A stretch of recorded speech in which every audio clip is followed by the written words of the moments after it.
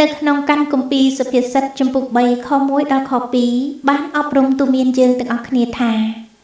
កូនស្ងួនភ្ងាអើយចុះឯងកុំភ្លេចឱវាទរបស់អញឡើយគួរតែចិត្តរបស់ឯងចងចាំរក្សាពាក្យបណ្ដាំអញទាំងប៉ុន្មានត្បិតនឹងធ្វើឲ្យឯងមានអាយុវែងហើយក៏យឺនយូរនឹងមានសុខសន្តិភាពក៏នឹងកើនឡើងដល់ឯងដែរអាមែនចា៎តាមរយៈអត្ថន័យនៃបទគម្ពីរសុភាសិតនេះយើងក៏បានរៀបចំជាបទចម្រៀងមួយដែលមានចំណងជើងថាបណ្ដាំមេដាបិតាតាមលំនាំបទភ្លេងបាសាក់ច្រៀងដោយអ្នកនាងស៊ូស៊ីនុច